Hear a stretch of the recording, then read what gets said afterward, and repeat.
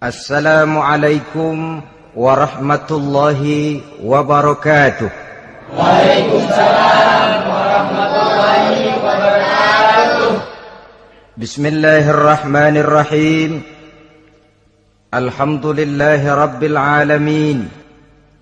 Wassalatu wassalamu ala ashrafil anbiya'i wal mursalin, Sayyidina wa maulana Muhammadin wa ala alihi wa ashabihil mujahidin at-tahirin, amma ba'du.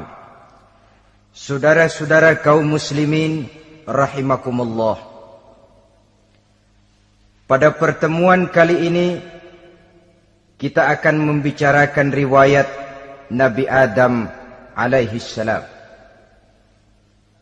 Nabi Adam diciptakan oleh Allah dari tanah dan merupakan manusia pertama serta bapa dari seluruh umat manusia.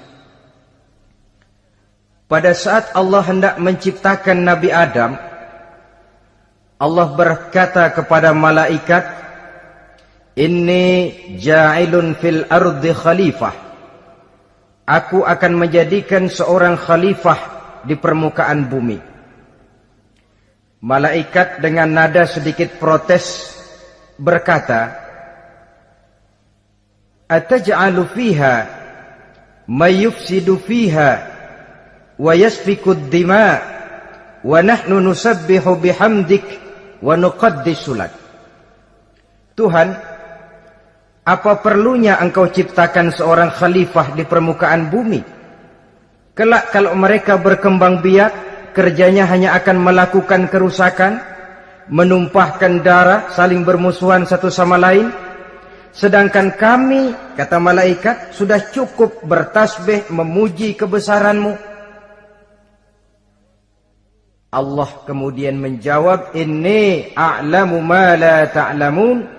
Aku lebih tahu tentang apa yang kalian semua tidak mengetahuinya.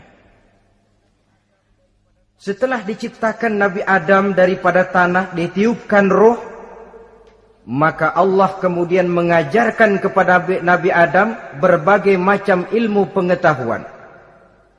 Wa 'allama Adam al-asma'a kullaha. Kemudian Allah mengajarkan Nabi Adam nama-nama segala sesuatu.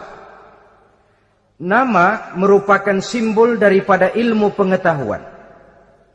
Nabi Adam akan dijadikan khalifah di permukaan bumi, maka dibekali oleh Allah Subhanahu wa taala al-asma'a kullaha, nama-nama segala sesuatu. Yang dimaksud di sini ialah al-ulumal katsirah, ilmu pengetahuan yang banyak. Malaikat pada mulanya protes. Kami kan sudah cukup bertasbih Tuhan. Kami kan sudah cukup memujimu. Untuk apa lagi membuat manusia sebagai khalifah di permukaan bumi? Seolah-olah malaikat tidak setuju. Allah yang maha tahu rahasia segala sesuatu memberikan vonis, aku lebih tahu tentang apa yang kalian semua tidak tahu. Oleh karena Nabi Adam dipersiapkan untuk menjadi seorang khalifah di permukaan bumi, maka dibekali oleh Allah dengan ilmu pengetahuan. Begitu Nabi Adam dan begitu kita. Karena bukan cuma Nabi Adam, kita pun oleh Allah dijadikan sebagai khalifah-khalifah di permukaan bumi ini. Yang nilai kekhalifahan kita bergantung kepada kondisi kita masing-masing. Ada orang yang menjadi khalifah level internasional, menjadi pemimpin dunia Islam. Ada orang menjadi khalifah level nasional saja. Ada khalifah tingkat kota saja, ada khalifah tingkat kecamatan, ada khalifah tingkat RW, RT, sekurang-kurangnya khalifah untuk tingkat rumah tangga masing-masing. Nah, tanpa membekali diri dengan ilmu pengetahuan, jangan berharap kita akan bisa melaksanakan tugas sebagai khalifah di permukaan bumi ini. Apapun saja, Nabi mengajarkan, man aradad dunya fa'alaihi bil ilmi, wa man aradal akhirata fa'alaihi bil ilmi, wa man aradahuma fa'alaihi bil ilmi. Siapa yang menginginkan dunia harus dengan ilmu. Yang menginginkan akhirat juga harus dengan ilmu. Yang menginginkan dunia akhirat juga harus dengan ilmunya.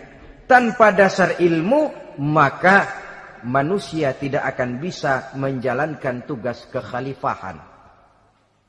Setelah diajarkan Adam nama segala sesuatu, dikonfrontir, dihadapkan dengan malaikat. Malaikat, kalau tadi kamu bilang buat apa perlunya menciptakan khalifah? Nih bentuknya. Adam. Sekarang malaikat, coba kamu sebutkan nama segala sesuatu ini yang ada di sini ini. Malaikat berkata, Subhanaka la ilma lana illa ma 'allamtana. Ya Allah, kami tidak punya ilmu, kami tidak tahu semua itu kecuali apa yang telah Engkau ajarkan kepada kami. Kalau kamu tidak sanggup, Adam, sebutkan nama-nama semua itu. Adam menyebutkannya dengan lancar. Ketika itulah Allah memerintahkan malaikat untuk sujud kepada Nabi Adam alaihi salam. Sujud di sini bukan sujudul ibadah, sebab sujud ibadah kepada yang selain Allah haram. Tapi sujud di sini sujudut tawadhu' i'tirafan bifadli Adam. Sujud merendahkan diri sebagai pengakuan terhadap keutamaan dan kelebihan Nabi Adam. Maka orang yang banyak ilmunya lebih utama dari orang yang hanya banyak ibadahnya. Bahkan iblis lebih takut kepada orang alim yang sedang tidur daripada orang goblok yang lagi ibadah. Model ini diceritakan dalam Ihya'nya Imamul Ghazali. Iblis masuk ke masjid mau menggoda orang lagi sholat. Sudah masuk di pojok masjid, dia lihat orang lagi tidur. Ngacir iblis keluar, cepat benar. Pucat mukanya. Ketemu di jalan sama temannya. Kenapa lari, Mas?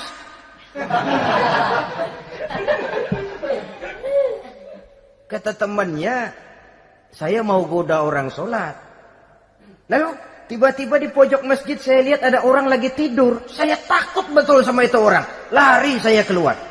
Loh, sama yang sembahyang sampean nggak takut, kok sama yang tidur takut bagaimana? Yang tidur itu orang alim. Yang lagi sembahyang itu orang goblok. Oh, godain orang goblok, saya colek juga dia lupa sembahyang. Tapi orang alim ini saya takut betul. Lah kalau diukur dengan malaikat waktu itu Nabi Adam, ibadahnya lebih banyak malaikat, jelas. Sudah bertasbih, sudah bertahmid malaikat. Nabi Adam baru diciptakan. Tapi kenapa Allah perintah malaikat sujud kepada Adam? I'tirafan bifadli Adam. Keutamaan Nabi Adam. Pantas untuk diserahi tugas sebagai khalifah mengatur kehidupan di muka bumi. Kalau malaikat yang jadi khalifah di dunia ini, nggak rame dunia. Coba, malaikat material, harta nggak perlu. Seksual nggak perlu. Dunia ini hambar. Justru dunia ini menjadi ramai setelah manusia diberikan fungsi sebagai malaikat, sebagai khalifah oleh Allah Subhanahu wa taala. Saudara-saudara kaum muslimin rahimakumullah, setelah nyata kelebihan Nabi Adam, maka Allah perintahkan Nabi Adam tinggal di surga dengan segala kenikmatan yang ada di dalamnya. Tapi lantaran sendirian, kesepian Nabi Adam ini.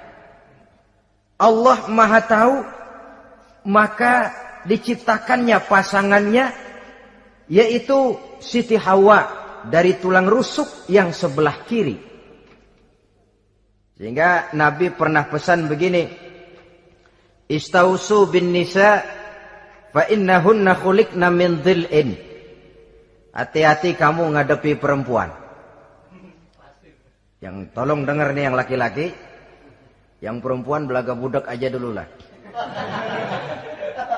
Hati-hati kamu ngadepi perempuan. Fa innahunna khuliqna min dhil'in, karena perempuan diciptakan dari tulang rusuk sebelah kiri. Apa watak tulang rusuk? Tulang rusuk itu kan bengkok. Perempuan tuh begitu. Didiemin aja, bengkok terus, dikerasin patah.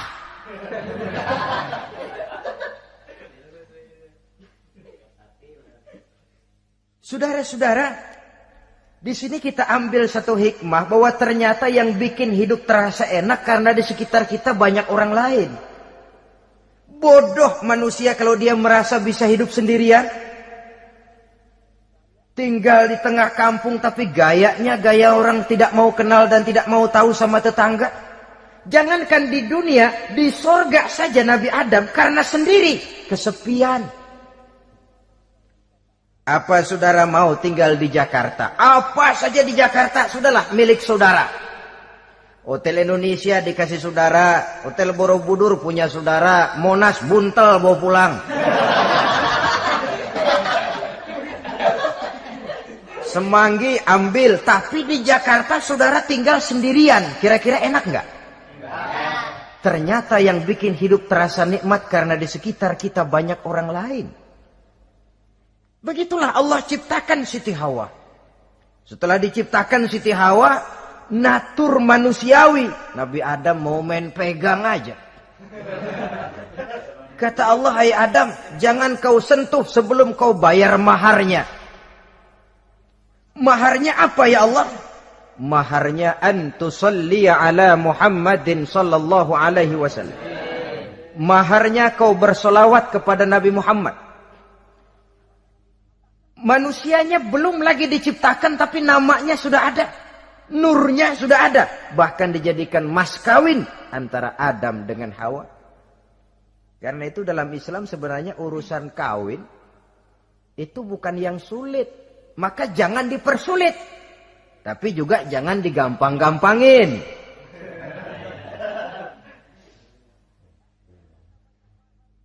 Artinya yang namanya mahar ini, walaupun cuma sebentuk cincin besi kalau orang sangat tidak mampu. Bahkan dengan mengajarkan Fatihah saja sah sudah. Saya terima nikahnya Fulanah binti Fulan, dengan mas kawinnya saya ajarkan dia surah Fatihah. Kalau memang kere betul, tidak punya apapun, sah sudah itu. Agama ini mudah, karena itu jangan dipersulit, tapi juga jangan digampang-gampangin. Setelah itu Allah memerintahkan, Ya Adam uskun anta wa zawjukal jannah. Hai Adam, kau dan istrimu tinggallah dalam surga. Wa kula minha ragadan haitsu syi'tuma. Segala makanan yang ada di dalamnya boleh kau makan. Pakaian yang aneka warna boleh kau pakai. Nikmati seluruh fasilitas yang ada di surga ini. Cuma atu aja Adam. Yang lain boleh dah. Mau ngapa pakai atu aja jangan.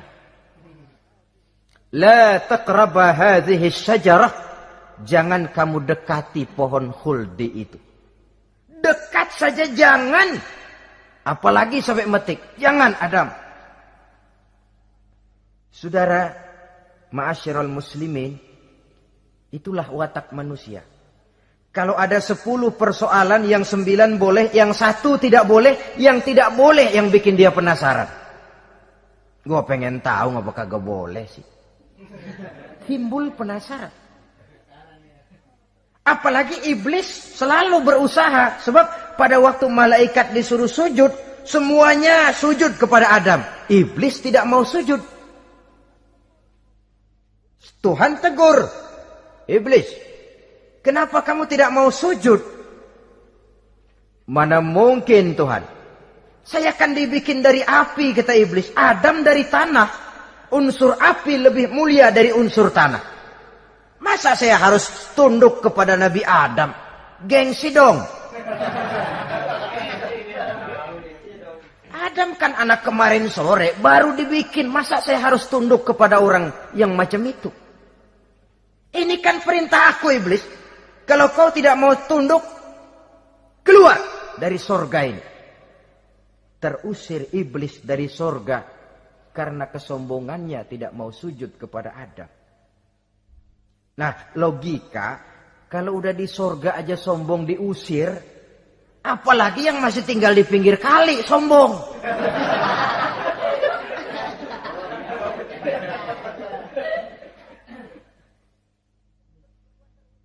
Tapi sejak peristiwa terusirnya itu, iblis bikin proklamasi. Apa proklamasi iblis? Rabbi fanzirni ila yaumi yub'asun. Ya Allah, gara-gara Adam saya diusir dari surga. Saya minta kepadamu ya Allah, beri saya kesempatan sampai hari manusia dibangkitkan. Kata Tuhan, innaka minal munzarin. Oke, silakan. Mau apa iblis? Rabbi bima aghwaytani la uzayyinanna lahum fil ardi wa la ughwiyannahum ajma'in. Ya Tuhan, disebabkan engkau telah menyesatkan aku, akan aku hiasi mereka manusia dengan kejahatan yang ada di muka bumi ini, dan aku akan sesatkan mereka semua. Ini proklamasi iblis. Gara-gara Adam saya terusir dari surga, maka sejak saat ini Adam dan seluruh keturunannya musuh bebuyutan saya.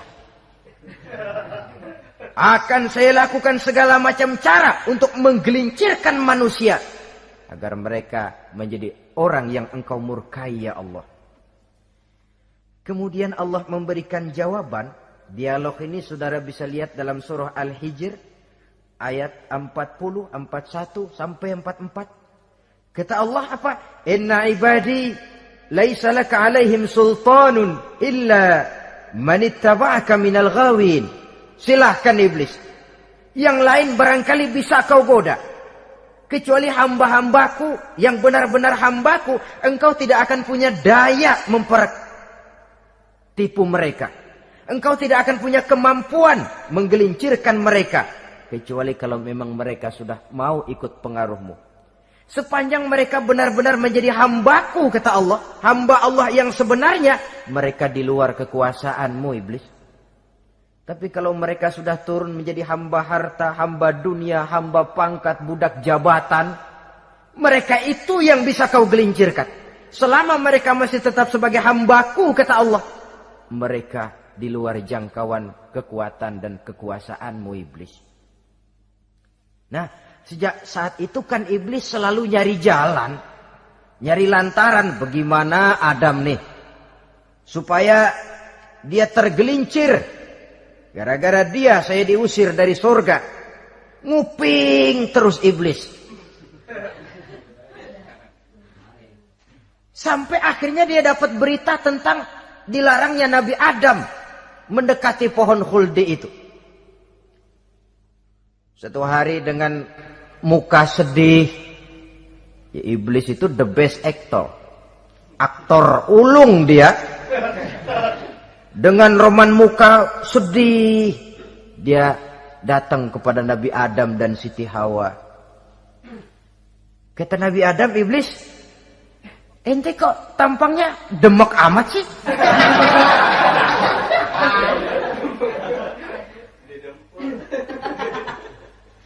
Kenapa begitu sedih? Adam, saya sebenarnya tidak ada yang bikin saya sedih. Cuma saya dapat berita bahwa engkau tidak akan selamanya di dalam surga ini. Wah Adam, kalau engkau bisa tetap tinggal di surga bersama istrimu, alangkah bahagianya saya, kata iblis. Tapi saya dapat kabar, ente nggak bakalan lama-lama di surga. Buktinya ente dilarang makan buah khuldi. Khuldun artinya kekal. Kalau kau makan buah itu, kau akan kekal di surga Adam. Tuhan nggak pengen, makanya dilarang. Wa qasamahuma inni lakuma laminan nasihin. Untuk memperkuat omongannya, sumpah si iblis. Bener Dam, saya sih ngomong cuma buat kepentingan ente. Saya sayang sama ente. Oh, yang tahu cuma saya dah. Bicaranya seolah-olah untuk kepentingan Nabi Adam. Sebenarnya tujuannya tidak lebih menjerumuskan Nabi Adam. Begitu iblis zaman dulu, zaman Adam. Dan begitu iblis zaman sekarang. Seolah-olah bicaranya untuk kepentingan umat Islam. Tapi sebenarnya tujuannya ngelecehin. Memperdayakan umat Islam. Dia bilang kepada Adam, saya sih cuma ngasih saran Adam, kalau ente pengen selamanya di surga, petik aja tuh buah. Pokoknya beres dah. Itu si Tuhan ngelarang, ya bohongin doang lo. Supaya kau dan istrimu tidak lama-lama di surga, maka dilarangnya kau memakan buah khuldi itu. Udah, embat aja. Saudara-saudara, tipu daya iblis ini bisa kita baca dalam surah Al-A'raf ayat 20 sampai ayat 22. Nabi Adam tergoda, ditambah oleh bujuk rayu Siti Hawa. Nabi Adam yang setengah hati itu akhirnya terpancing betul. Sebab itu perempuan, walaupun peranannya tidak begitu kelihatan, tapi memang sangat menentukan.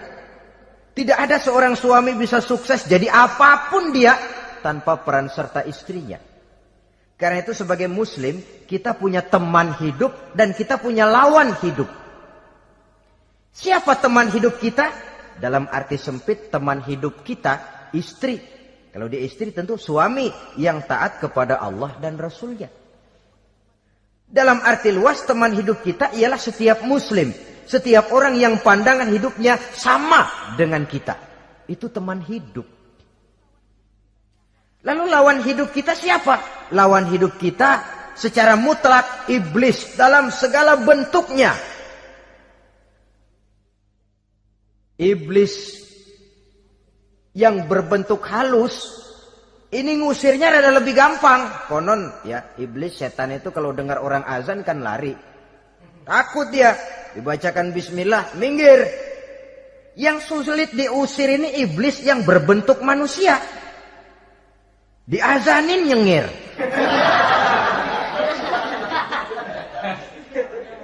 Gawat ini. Saudara-saudara, ini musuh dalam artian mutlak. Sedangkan musuh dalam artian ideologis, setiap orang yang pandangan hidupnya tidak sama dengan kita. Bahasa langsungnya, setiap orang di luar Islam secara ideologis, ya.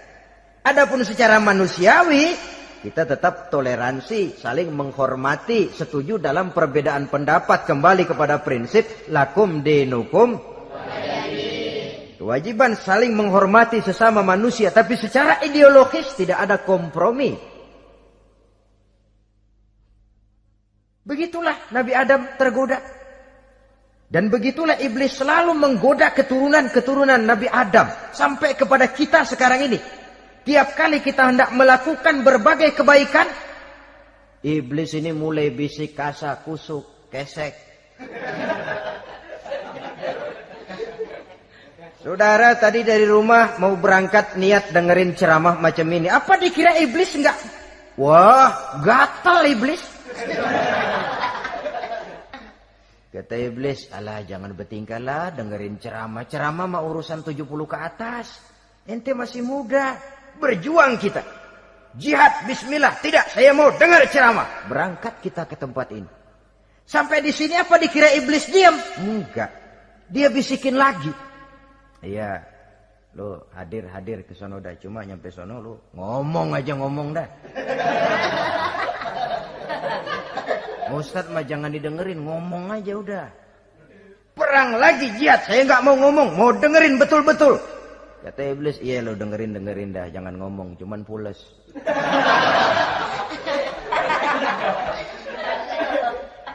Segala macam cara dilakukan oleh iblis untuk menggelincirkan manusia. Ketika Nabi Adam mengambil buah khuldi itu, datanglah murka Allah. Adam, seolah-olah kalau bahasa kita, kelewatan kamu Adam. Dari belum ada aku ciptakan kau. Barangkali kau merasa kesepian, aku ciptakan Hawa. Aku tinggikan derajatmu dari malaikat sampai malaikat sujud kepadamu. Aku perintahkan kau tinggal di sorga dengan seluruh fasilitas yang ada di dalamnya. Cuma satu yang aku minta, jangan dekati pohon khuldi, engkau tidak sanggup Adam. Keluar dari sorga ini. Terusir Nabi Adam dan Siti Hawa dari sorga. turun ke dunia ini. Turun terpisah lagi. Ya Allah. Orang itu kalau biasa susah, ketemu susah sih emang lalap namanya. Makanannya. Tapi biasa seneng ketemu susah. Ini yang kalau tidak kuat mental. Tengoklah zaman sekarang kan nih. Kalau tuan-tuan rajin baca pos kota. Kayaknya nyawa murah bener. Pasal duit 100, nyawa hilang. Pasal diputusin pacar, begon ditenggak. Gantung diri pakai tali plastik. Murah betul kelihatannya jiwa itu. Sehingga pantas kalau Nabi pernah katakan irhamu salasatan minan nas, sayangilah 3 macam manusia. Pertama, azizan zalla, orang mulia yang jatuh hina. Pejabat tinggi kalau pensiun kesian bener. Ya Allah.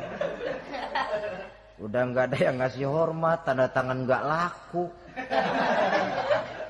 Azizan zalla, orang mulia yang jatuh hina. Yang kedua, ghaniyan qad iftaqara, orang kaya jatuh miskin. Dari hidup serba ada jatuh melarat.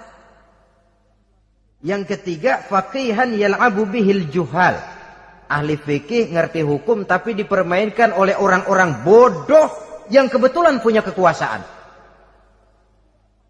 Kalau keluar fatwa sesuai dengan pesan sponsor, yang halal bisa jadi haram, yang haram dibikin remeng-remeng. Ahli fikih dipermainkan oleh orang bodoh. Kasihan betul. Terpisah Adam dengan Hawa ini. Adapun Nabi Adam turun menyesal dengan seluruh kesalahannya. Sujud, taubat, menangis. Menurut riwayat 300 tahun beliau sujud. Seraya membaca Rabbana zalamna anfusana wa illam taghfir lana wa tarhamna lanakunanna minal khasirin. Ini doanya Nabi Adam. Ya Allah, kami telah zalim kepada diri kami sendiri. Andai kata engkau tidak kasihan, tidak memberikan ampun kepada dosa yang kami lakukan, sungguh kami termasuk ke dalam golongan orang-orang yang rugi. Ini yang dibaca Nabi Adam dalam taubatnya. Di akhir taubatnya, Nabi Adam munajat kepada Allah. Ya Allah, dengan kebesaran Muhammad, ampunilah dosa saya. Allah tegur, kaifa araftahu ya Adam walam akhluqhu. Dari mana kau bisa tahu nama Muhammad Adam, padahal aku ciptakan saja belum manusianya. Kata Nabi Adam, pertama, ketika engkau ciptakan saya, engkau tiupkan ruh ke dalam jasad saya, terbuka mata saya memandang ke bawah arasmu. Di sana nampak dengan jelas tertulis di kaki arasmu, La ilaha illallah Muhammadur Rasulullah. Taulah saya bahwa Muhammad ini orang yang paling dekat dengan engkau ya Allah. Sampai namanya bergandengan dengan namamu di kaki arasmu. Yang kedua, ketika saya hendak menyentuh Hawa, kau juga yang mengatakan jangan kau bayar maharnya sebelum kau bersolawat kepada beliau. Saudara hadirin yang saya hormati, Nabi Adam diterima taubatnya oleh Allah. Kemudian dipertemukan kembali dengan Siti Hawa setelah sekian lama berpisah. Pertemuan itu terjadi di satu dataran luas, di satu padang yang luas, yang sampai sekarang dinamakan dengan Padang Arafat. Tempat para ibadah haji melakukan wukuf, yaitu puncak pelaksanaan ibadah haji. Dan pertemuan itu sendiri terjadi di atas sebuah bukit kecil yang diabadikan dengan nama Jabal Rahmah di kawasan Arafat itu. Di atas Jabal Rahmah itu ada satu monumen kecil untuk mengabadikan pertemuan Nabi Adam dengan Siti Hawa. Lalu tinggallah keduanya di permukaan bumi ini. Oleh Allah diberikan karunia keturunan yang banyak. Dan tiap kali lahir kembar. Kembarnya laki perempuan, laki perempuan, laki perempuan. Dari sinilah berkembang biak manusia. Di mana di zaman Nabi Adam perkawinannya silang. Karena tentu tidak ada manusia lain. Perkawinan silang itu artinya, kalau si A dan B, A ini laki, B perempuan, kemudian lahir kembar kedua antara C dengan D, maka begitulah yang A dikawinkan dengan D, yang C dikawinkan dengan B. Perkawinan silang. Tidak boleh perkawinan yang kembar sama waktu dilahirkan. Nah, di antara putra-putra Nabi Adam yang kemudian juga membuat sejarah, yaitu Habil dan Qabil. Habil, saudara kembarnya namanya Labuda, perempuan. Qabil, saudara perempuannya Iklimah. Menurut hukum perkawinan waktu itu harus silang. Habil harus kawin dengan Iklimah dan Qabil harus kawin dengan Labuda. Tapi Qabil protes. Dia kepengen kawin dengan saudara kembarnya sendiri. Dalam arti yang sama-sama dilahirkan dengan dia, yaitu Iklimah. Kenapa? Karena kebetulan rupa Iklimah ini lebih cantik daripada Labuda. Protes kepada ayahandanya Nabi Adam. Abah, saya tidak terima, saya harus kawin dengan Iklimah. Tidak Qabil, kamu harus kawin dengan Labuda. Enggak mau. Kenapa dengan Labuda? Kurang kece.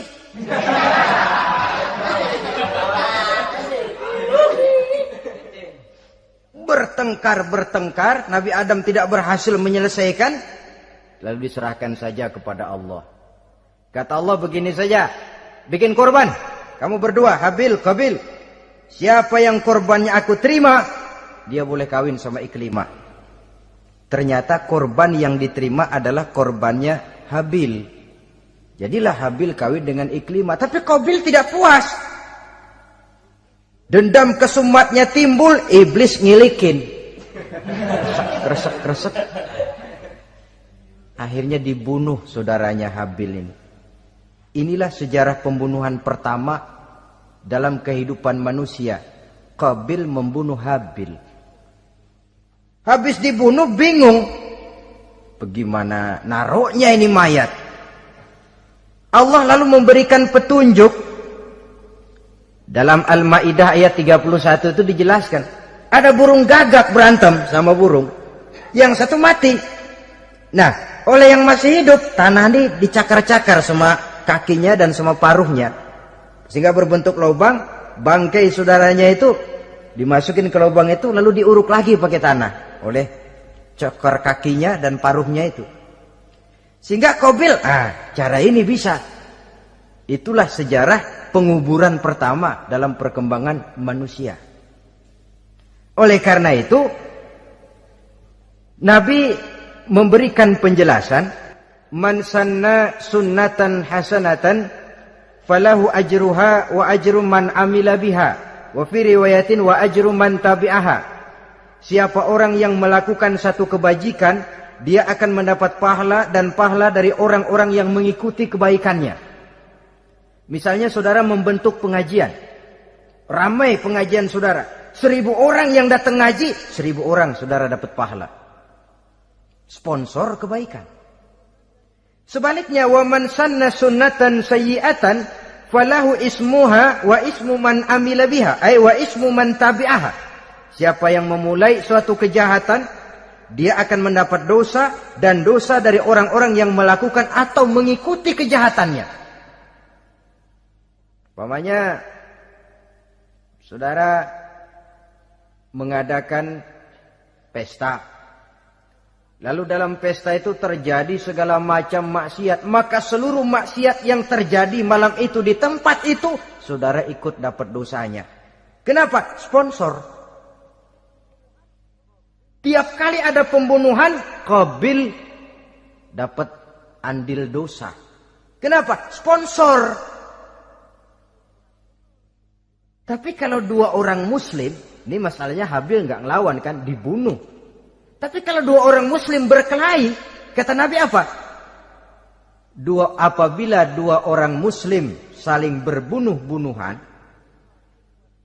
maka al-qatil wal maqtul finnar, baik yang membunuh ataupun yang dibunuh dua-duanya neraka. Sahabat heran, ya Rasul, kalau yang ngebunuh masuk neraka pantas, tapi ini yang dibunuh kenapa neraka juga? Soalnya sama-sama niat, cuman keduluan aja. Itu kan masalahnya. Andai kata dia nggak terbunuh, dia yang akan membunuh. Niat itu sudah ada. Nah kalau Habil ini dia tidak punya niat membunuh, dia memang dibunuh oleh Qabil. Saudara-saudara kaum muslimin rahimakumullah. Lalu dari situlah berkembang biak keturunan Nabi Adam alaihi salam. Sehingga dengan demikian bisa kita katakan sebagai satu konklusi, pertama, bahwa manusia adalah makhluk Allah yang menempati kedudukan tertinggi dan berasal dari Nabi Adam sebagai manusia pertama. Dengan malaikat sekalipun manusia sebenarnya lebih tinggi. Kapan? Kalau dia tetap benar-benar sebagai hamba Allah yang membekali diri dengan ilmu pengetahuan. Laqad khalaqnal insana fi ahsani takwim. Kami ciptakan manusia dalam bentuk yang paling baik. Dan ketinggian manusia itu tidak ditentukan oleh bahan-bahan dari mana manusia diciptakan, tapi ditentukan oleh adanya roh yang ditiupkan ke dalam jasadnya dan kemampuan yang ditimbulkan oleh nilai-nilai rohaniah tadi. Kalau secara biologis kita ini semua bahannya sama. Dari saripati mak tanah yang menghasilkan buah yang dimakan oleh mak bapak kita, membentuk hormon, menghasilkan sperma, terjadi kerjasama yang baik antara ibu dan bapak, sehingga kemudian melahirkan kita ke alam dunia ini. Secara biologis bahan kita sama, dan tidak itu yang menentukan ketinggian manusia. Walaupun keturunan juga mempengaruhi, sebab sekarang ada istilah ramai orang bicara bayi tabung. Dan majelis ulama sudah memberikan fatwa kalau spermanya itu berasal dari sang bapak, tidak jadi masalah. Tapi kalau dari orang lain, haram. Yang lebih celaka lagi di negara maju, tidak lewat proses alam rahim. Jadi dalam satu tabung yang diberikan suhu yang mirip dalam kandungan, di situ dipertemukan antara sperma, air mani laki-laki, dengan ovum, air mani perempuan. Diberikan suhu yang mirip dalam kandungan, dan itu diharapkan bisa menghasilkan manusia lewat tabung kaca itu. Saya tidak sanggup bayangkan kalau sekarang orang tanya usul asal-usul kita, kan kita masih enak jawab. Kamu anak siapa? Oh, bapak saya Fulan, ibu saya Fulana. Oh, kenal saya. Tapi manusia yang akan datang kalau proyek ini berhasil, bapakmu siapa? Enggak tahu, saya dulu keluar dari tabung, Pak. Rendah betul martabat manusia. Sama saja dengan ada perempuan pernah protes, Pak, Islam itu enggak adil katanya. Kenapa? Masa dalam Islam laki-laki boleh kawin lebih dari satu, tapi perempuan enggak boleh kawin lebih dari satu? Supaya sama-sama adil, boleh dong perempuan punya laki lebih dari satu. Saya bilang, justru disitulah Islam itu hendak menjaga martabat manusia. Kalau seorang suami punya istri empat-empatnya lalu hamil, bapaknya jelas. Tapi kalau perempuan satu punya suami 4 lalu hamil, bapaknya yang mana ya?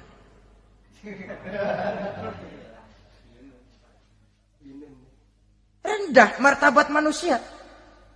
Ketika si bayi lahir, ibunya lihat, ini jidatnya kayak si A ini. Sudah, ini anakmu saja nih, jidatnya jidat kamu. Kata, antar dulu jidat saya, tapi kuping B nih nggak mau saya. Terkatung-katung si anak tanpa tahu kemana dia mesti manggil bapak.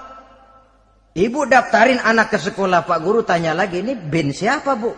Bingung lah, udah tulis Bu, bin rame-rame.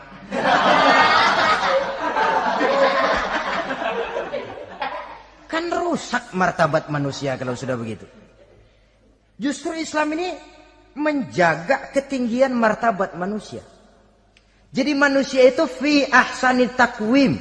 Kapan? Kalau dia bisa menjaga kehambaannya di hadapan Allah dengan melaksanakan fungsi sebagai khalifah di permukaan bumi. Tapi bila dia sudah tidak lagi menjadi hamba Allah, tidak lagi berfungsi sebagai khalifah, dia sudah masuk summa radadnahu asfala safilin. Kami kembalikan ke tempat yang paling rendah, lebih rendah dari binatang sekalipun. Kalau dia tetap menjaga posisinya lebih tinggi dari malaikat, malaikat saja sujud kepada Nabi Adam, apalagi kepada makhluk-makhluk yang lain manusia ini. Tapi kalau dia tidak pandai, lebih rendah daripada binatang. Inilah uniknya makhluk bernama manusia. Dengan posisinya dia bisa menjadi lebih tinggi dari malaikat, tapi juga dia bisa meluncur lebih rendah daripada binatang. Untuk menjaga itulah diperlukan agama dalam kehidupan kita sekarang ini. Bukan cuma sebagai lipstick, tapi sebagai pedoman, sebagai way of life yang akan mewarnai cara kita berpikir, state of mind, rule of thinking, cara kita memandang kehidupan ini diwarnai oleh nilai-nilai agama. Dengan demikian, maka manusia bukan keturunan kera. So, ada satu teori namanya teori evolusi yang disampaikan buat pertama kali oleh Charles Darwin. Dia mengemukakan teori bahwa perkembangan kehidupan sesungguhnya di dunia ini menunjukkan mata rantai yang utama melalui apa yang dia namakan seleksi alamiah. Mula-mula dari ikan, melalui seleksi ke amfibi, dari amfibi ke reptil, dari reptil ke mamalia, dari mamalia ke mamalia kecil, dari mamalia kecil ke primat, dari primat ke monyet, dari monyet menjadi Homo erectus. Ini teori Darwin. Tapi dia tidak jelas-jelas mengatakan bahwa manusia keturunan monyet. Hanya seketurunan. Seketurunan kan tidak berarti keturunan. Begini saja. Toyota Kijang sama Toyota Corolla itu seketurunan. Tapi Corolla dengan Kijang kan lain. Cuma seketurunan. Dalam arti sumbernya sama. Makhluk yang tidak tahan seleksi alam, oleh udara yang sangat dingin, perkembangan cuaca yang sangat panas, gempa bumi dan sebagainya, seleksi alam dia namakan, hilang, musnah dari peredaran. Seperti ada binatang raksasa itu dinosaurus, sekarang kan cuma tinggal dongeng saja, tinggal nama atau kerangka. Itu oleh seleksi alam dia nggak lulus, hilang.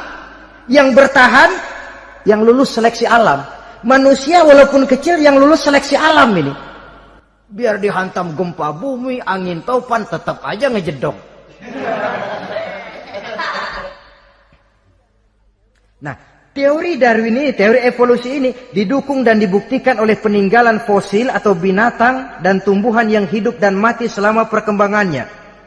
Dari bentuk organik pertama hingga pendahulu terdekat daripada manusia. Tapi ada satu kelemahan dari pokok daripada teori evolusi ini. Pertama, garis perkembangan dari Homo erectus, yakni manusia jalan tegak, semacam gorilawi itu, sampai kepada manusia mutaakhir masih belum menentu. Artinya, okelah, kalau manusia seketurunan dengan kera, batas antara manusia yang wujud sekarang dengan manusia purba itu apa? Yang menjadi penghubung. Monyet tidak mungkin. Ini dianggap mata rantai yang hilang, missing link namanya dalam istilah ilmiahnya. Dan ini masih dicari sampai sekarang. Kalau pendahulu terdekat manusia mutaakhir ini manusia purba, katakan Homo erectus, manusia jalan tegak. Lalu generasi sudah itu sebelum berbentuk manusia apa? Ternyata sampai sekarang masih ada missing link, mata rantai yang hilang. Lalu yang kedua, teori evolusi berhenti kepada manusia mutaakhir. Kalau memang kita manusia sekarang ini hasil evolusi, tentu kita akan terus berevolusi lagi. Dan akan jadi apa kita nanti? Ternyata sudah ribuan tahun manusia tetap manusia begini-begini aja. Tidak berevolusi kita ini. Apa lalu matanya jadi cuma satu di tengah? Hasil evolusi? Kan tidak. Tidak berevolusi. Jadi kembali kepada Quran, manusia pertama adalah Nabi Adam. Dan manusia-manusia berikutnya keturunan daripada Nabi Adam. Dan bukan hasil evolusi daripada monyet. Juga tidak akan berevolusi kemana-mana. Kalau demikian benarkah teori evolusi? Untuk mengatakan mutlak benar, bukan wewenang kita. Untuk mengatakan salah total, juga kebenaran ilmu adalah relatif sebagai relatifnya daya pikir manusia. Di samping dia harus membuktikan kebenarannya, maka kebenaran ilmiah adalah kebenaran yang relatif dan temporer. Contoh kecil saja. Dulu orang berteori bahwa bagian yang terkecil dari suatu benda namanya molekul. Kan begitu? Molekul ini nggak bisa dibagi-bagi. Bagian yang paling kecil dari suatu benda namanya molekul. Ilmu terus berkembang. Ternyata molekul sebenarnya terdiri daripada atom. Atom itulah bagian terkecil dari suatu benda yang nggak bisa dibagi-bagi lagi. Nah, berubah sudah teori pertama. Tidak jadi molekul sekarang, atom. Belakangan rupanya atom masih tersusun dari partikel-partikel. Partikel inilah bagian yang terkecil dari satu benda. Berubah lagi sudah. Dan tidak mustahil akan ada penemuan bahwa partikel pun masih bisa dibagi-bagi lagi. Begitu juga dengan teori evolusi ini. Sehingga beberapa ahli semacam Dr. Charles Oxnard, Dr. Jane Paul Hallett dari Chicago dan California, mereka sudah membantah teori evolusi ini. Namun masalah paling pokok dari kita ialah kita diciptakan oleh Allah berasal dari Nabi Adam alaihi salam. Nabi Adam diciptakan dari tanah. Dan kita bukan hasil dari evolusi, juga tidak akan berevolusi. Nah, lalu kepada makhluk bernama manusia diberikan fungsi sebagai khalifah di permukaan bumi ini. Ini yang dulunya malaikat protes. Sebagai khalifah, tugas kita apa? Khalifah Allah di muka bumi. Menerjemahkan sifat Allah sesuai dengan batas-batas kemanusiaan kita. Allah Maha Pengasih, berusahalah kita pengasih kepada makhluk sesuai dengan batasan manusiawi kita. Allah Maha Menolong, ringan tanganlah kita menolong orang yang memerlukan sesuai dengan batas kemampuan kita. Fungsi khalifah.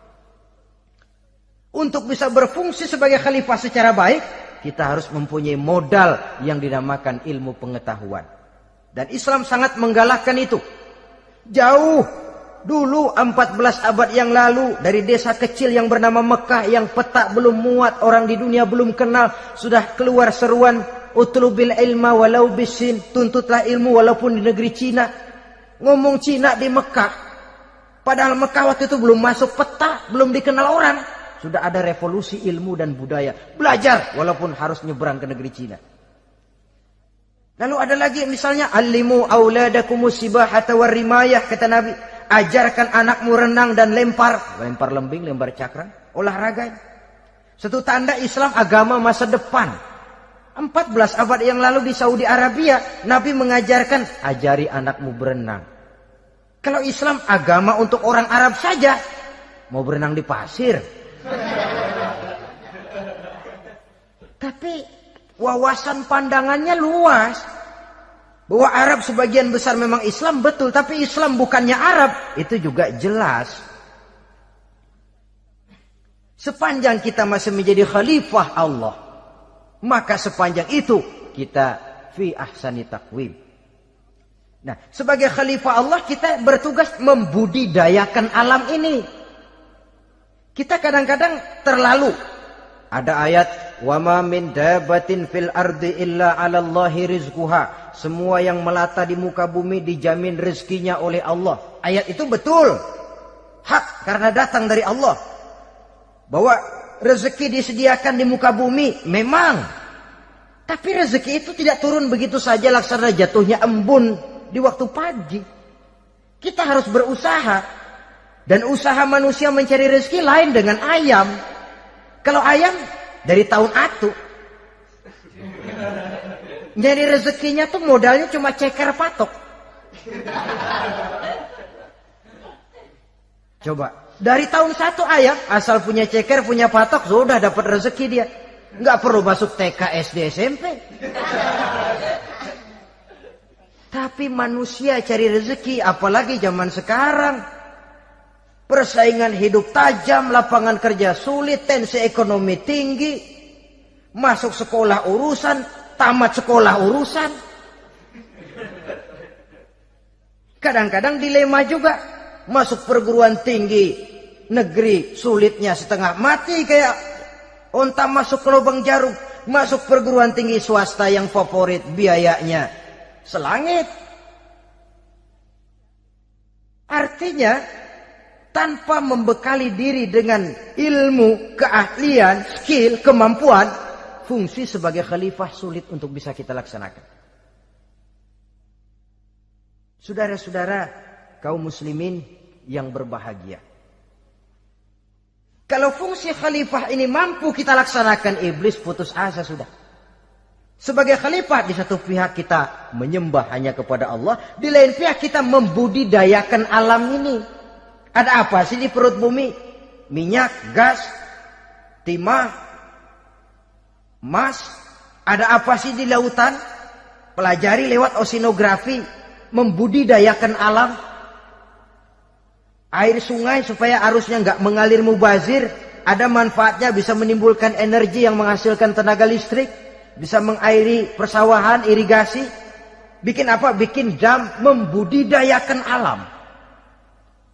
Tapi juga mengislamkan budidaya itu. Bahasanya mengkulturkan natur, mengislamkan kultur. Membudidayakan alam dan mengislamkan budi dan budaya manusia ini. Sehingga apapun yang kita kelola dari alam ini nantinya akan untuk menunjang tugas sebagai khalifah, sujud kepada Qadhi Rabbul Jalil. Saudara-saudara, maka bersyukur kita oleh Allah dijadikan manusia. Tidak pesan, terima beres, cantik. Dari segi biologis maupun psikologis, tidak ada makhluk secantik manusia. Dibekali dengan agama di samping akal. Sehingga agama membimbing akal agar sampai kepada kebenaran yang hakiki. Kita sebagai keturunan Nabi Adam memegang fungsi khalifah. Jadi jangan main-main loh. Kita ini turunan Nabi, betul ini. Saudara-saudara yang hadir semua di depan saya ini, termasuk saya, kita gini, turunan Nabi kita ini. Nabi Adam. Jangan main-main loh. Turunan Nabi gini-gini. Nabi Adam.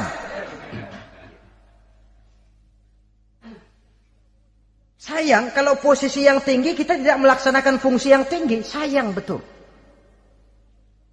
Sebab itu manusia harus adil kepada dirinya. Dalam arti menjaga diri dari sesuatu yang bisa menghancurkan ketinggiannya dalam pandangan Allah. Jadi kalau kita sudah lemparkan diri ke meja judi, hanyutkan diri ke tempat mabuk, hancurkan diri di tempat maksiat, itu sudah tidak adil kepada diri sendiri. Tidak bisa menjaga ketinggian yang diberikan Allah kepada kita. Dikasih baju bersih, dicemplungin di comberan, diinjek-injek lagi. Kita ini diciptakan fi ahsani taqwim. Masa mau turun berbuat seperti binatang, itu makhluk rendah? Masa mau mengikuti tipu dayanya iblis, yang dia sudah proklamasikan bahwa itu musuh bebuyutan kita? Innahu lakum aduwwum mubin. Setan musuhmu yang jelas dalam segala bentuknya. Saudara-saudara, nah, untuk berfungsi sebagai khalifah ini sekali lagi bekali diri dengan ilmu pengetahuan. Dan ilmu itu di zaman kita sekarang tentu kalau Nabi Adam diajari langsung oleh Allah, wa 'allama Adam al-asma'a kullaha. Lah kalau kita mau nunggu Tuhan ngajarin, geblek terus. Ya tidak mustahil Allah memberikan ilmu yang disebut ilmu laduni ya. Transfer. Langsung Allah memberikan kepada seorang hamba, membukakan pintu hatinya. Tapi bukan potongan kayak kita yang dapat ilmu laduni macam begitu.